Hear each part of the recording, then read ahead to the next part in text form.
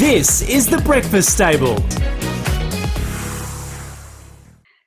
Good morning and welcome to The Breakfast Stable. My name is Jack Muller again, and I am here with my stable mates for a Sunday morning. We hope you're all nice and cosy at home because it's certainly very cold in Melbourne this weekend. In fact, thank God when they've said that it's freezing. I think it was the only weekend we've actually said in all of this isolation situation that we were happy to stay inside. So I think it's just nice that finally we feel like there's a reason to be stuck inside four walls. But inside the four boxes, this morning, of course, we have the lovely Pete Hilke down there looking very flash in his lovely burgundy top this morning. It suits you, that colour. Hello, lovely. Good evening, good afternoon, and good night, and good morning.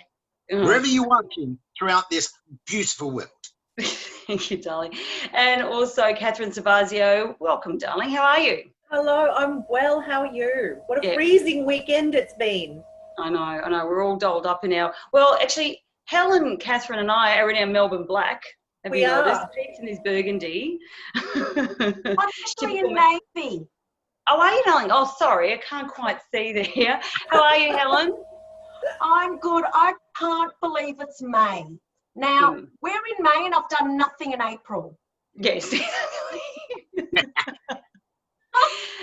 The months are ticking past, aren't they? It's ridiculous to think that when all this started, it was probably March, wasn't it? Oh, totally. So here we are in May. Before we know, we're going to wake up next week and it's going to be Christmas. And we'll just go, what the hell was that? Well, we need to rush by quickly, very quickly. Yeah. We're almost at the end of it, I think, everyone. I think Victoria is the only state that is still going to be in a bit more of a lockdown after next weekend. Everybody else gets a leave pass except for us. So I kind of feel a little bit safe, all protected and secure. So let's just grind it out, people, I think is where we're at with it all. And so talking about grinding it out, we had another big homeschooling circus here this week.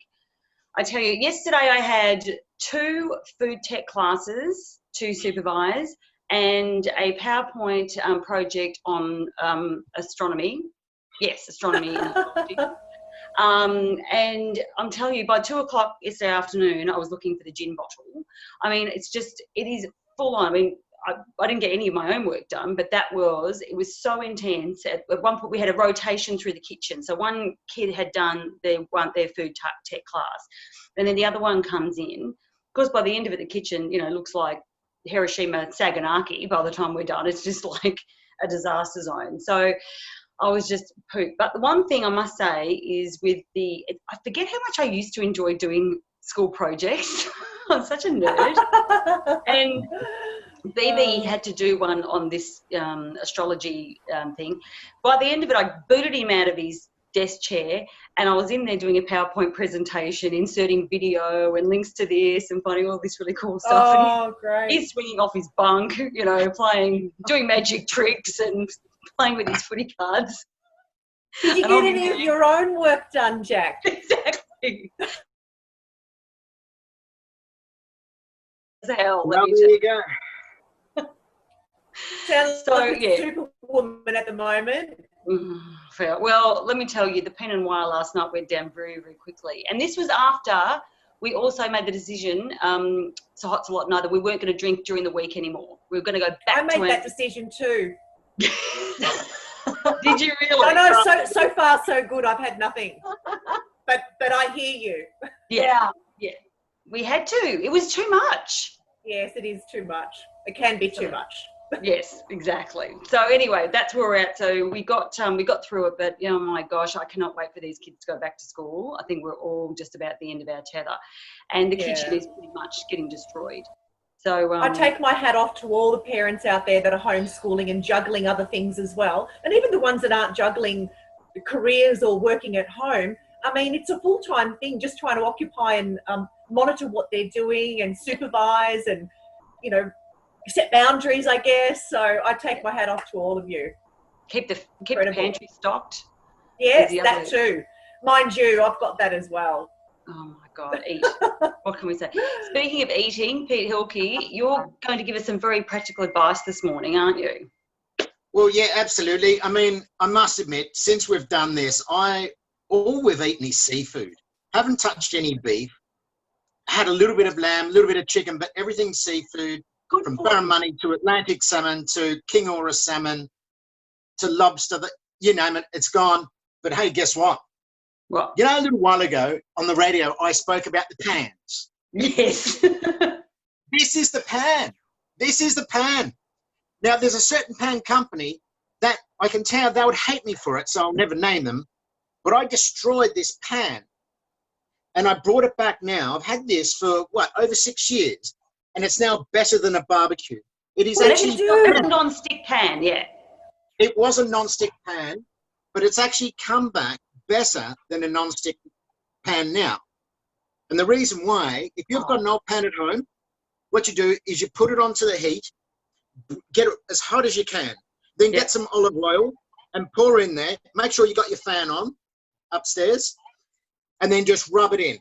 It's kind of like a wok, isn't it? When you're seasoning the wok. Correct, exactly the same.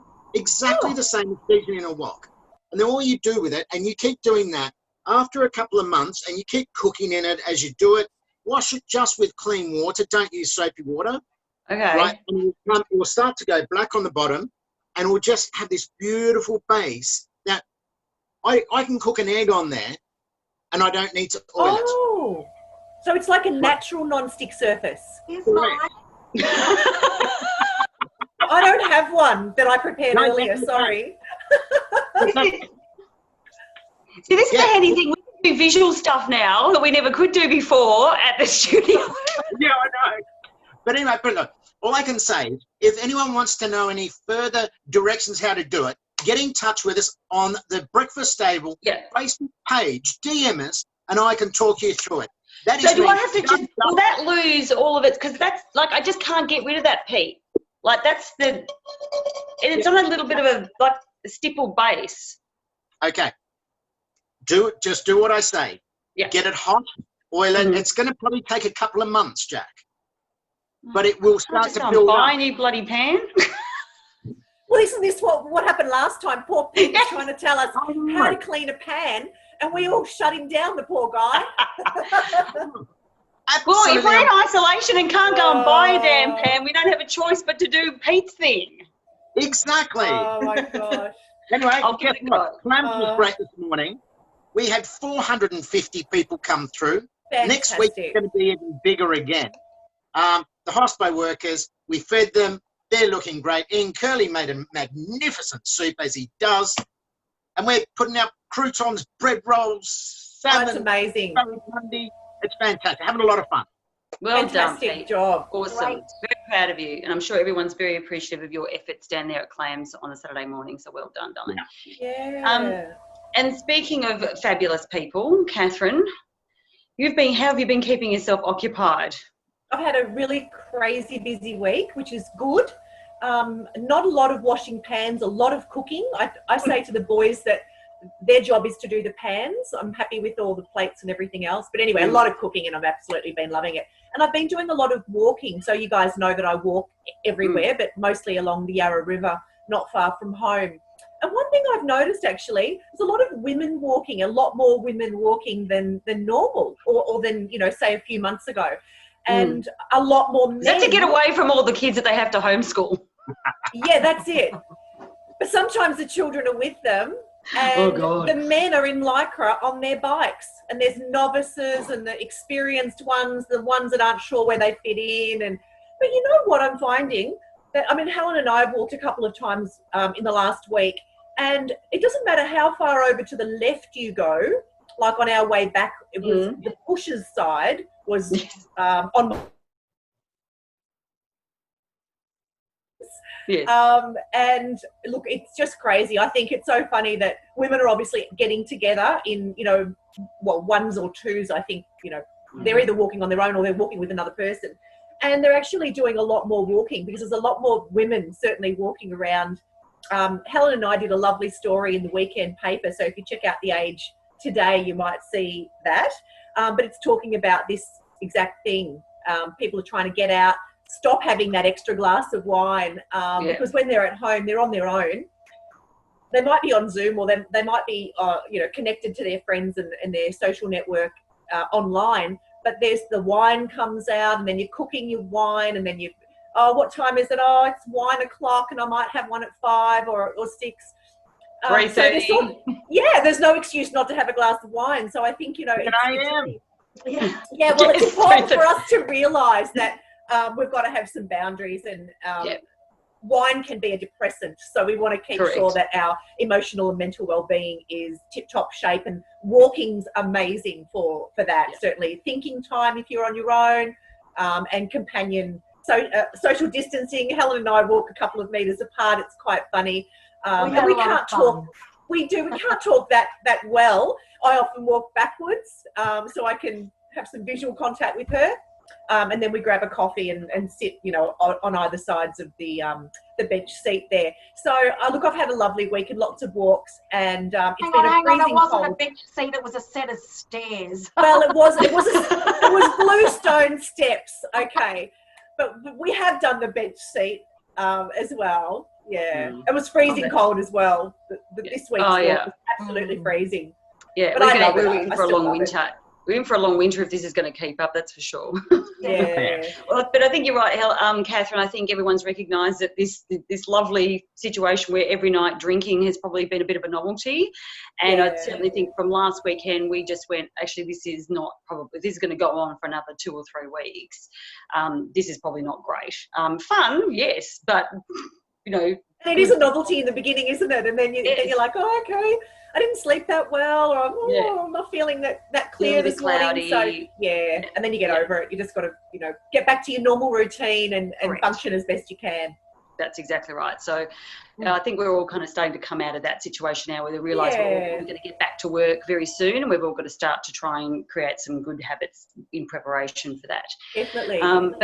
But hopefully a way that we're going to be able to find out when we're going to come out of this cloud and this haze. Helen, we've got our first guest on the show this weekend, which is pretty exciting. We're going to fit them in somewhere. Where are we going to put them?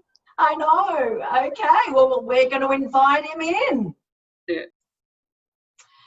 Well, today our guest is a psychic medium, and with clients all over the world and, of course, Australia, he has the unique ability to connect with our loved ones in the afterlife and relay messages of validation and support, as well as providing guidance on life and clarity with the present and future. Please welcome David the Medium. Hello. Hey everybody. Hi. Hi, David. For having me on. Happy weekend. So, David, I had a reading with you last year, and I absolutely loved it. You were 100% accurate. And with everything to date, I'll just have you know, I don't think I've told you that. And, you gave me, you gave me some really good guidance. And I also noticed that on the 1st of January of 2020, you kind of gave us some predictions for what we're to look forward to in 2020. So please tell us about these predictions. Sure. So I like to start every year with sort of how I believe the next sort of 12 months would go. And 2020 was very different for me compared to previous years. The predictions I made actually at the beginning of January, 2020 for me was all about the breakdown of existing structures. I did actually also, and there was also the issues with what Spirit was saying was the mask was falling off. Which essentially sort of translated to people who weren't being genuine, or people who sort of had a front on would sort of be found out as well. But the positive side of that was that it was going to open to new gateways of existing sort of pathways on how to expand, and essentially new ways of thinking and new ideas. Right. Okay. And all of us have got kind of a question for you. As we all love psychic. We all, we all admire the gifts that psychics and mediums have. What's the difference between, just describe what medium and psychic is, because that's, you're describing yourself as a psychic medium. Yeah, so yeah, as you mentioned, I am both. So a medium is someone who can communicate with those that have essentially crossed over. So when I sit down with someone, it's, you know, their family, their friends, you know, anyone who they have a great connection with. And that's essentially the relaying of messages from the afterlife. A psychic is someone who can correctly predict the future. So in my sense, it actually comes from your loved one. So they will talk about your past and your present as well, but they will also talk about your future. Oh, amazing. Well, I'm going to hand it over Let's to get into it, quick. Yeah. I want to know. Go, Jack. I was dying to know whether or not, I know my Excuse the grandmother. pun. Yes. I was dying to know, I know my grandmother is a very strong sort of influence for me, and I just wanted to know if she was approving of where I am at the minute, because I always used to seek her approval in a positive way, and so I was just interested to know what she might be thinking of me right now. Yeah, perfect. I mean, the instant, as soon as I saw your face, there was actually 2 older females that did step forward. So I dare say maybe both your grandmothers actually have passed away. For me, there is one that maybe did pass either when you were quite young or maybe you didn't really have the connection as strongly. But really, in terms of the approval, like, it's this overwhelming feeling of sort of like, you know, your vibe has really attracted your tribe. And I think you would notice that yourself, even from maybe like your teens or your early 20s, really about sort of how far you have come, but really all the positive that has attracted into your life. Really, for me, your grandmother says, but there's a message of like wanting to look after Lee. Where does Lee connect for you? Lee? Yeah, the name Lee. He's my brother. Perfect. Okay. So I didn't even know that. And I've known you for how long, Jack? I know. this is the fun part, guys. So in terms of the approval of your life, yeah, I mean, the grandmother energy really is a mother energy for you anyway. And I know you sort of mentioned that yourself with always seeking her approval and sort of, you know, kind of being the go-to. But the main thing is at the moment is, as she mentions, looking after your brother. Not that there's anything necessarily wrong with him, but you're just very different people. Very. And he's kind of like, I kind of want to wrap him up in cotton wool and just like hug him. You know what I mean? He's kind of got this real kind of more sensitive side to him. Whereas even from a younger age, like you were probably more of a go-getter, or you kind of always knew what you wanted. Yes. So in terms of the guidance for the family, that's where that really comes in. Now, where's the MA connection for you? So like Ma, the name Ma. Ma. It can be like Mark, Martin, Mary, Marie, Margaret. Mary. Mary, perfect. Yeah, that's my mum. Oh, perfect. And Mary's still in the physical world, is that correct? Yes, yeah. Perfect. Is this her mother or is that your dad's mum, though? Her mother. Perfect. Good. Because it is the element of also sort of referencing under me, which would be her daughter. Wow. Fascinating. Wow. Thank you. Thank you. Wow. Interesting. Well, Who's next? now. All right. Well, just a quick one. Is there a message, and who is it from? Ooh. For you, Peter, or for... Yeah, for me. For you. Okay, now, it's so funny. I feel like the grandparent whisperer today. I kind of feel like everyone's grandparents are coming forward instantly. Peter, for you, there is more of a connection of, I dare say this gentleman is also still in the physical, but I do want to reference like a Jim or a James or like a John, like kind of like the jerk kind of sound. Whoever that is for you, his father is actually stepping forward quite strongly.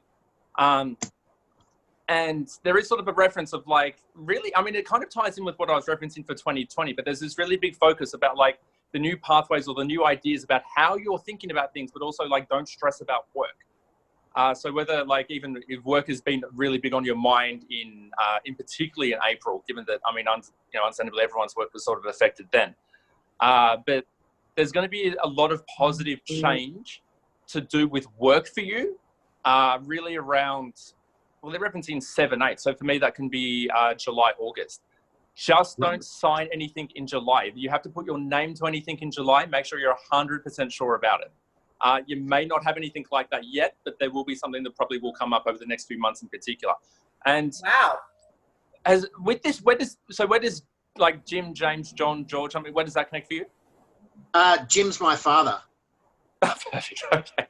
So I'm sure you've met him once or twice. And he's still in the physical world, is that correct? That's correct. And his father, yeah, okay. I'm with you. there's sort of he references long time between drinks. That's a and- hell of a long time. Yeah, because there is a reference of sort of going back a long time, but it's also a reference to the family. Like do you have like sisters as well? Yeah, I've got a sister as well. Okay. Yeah.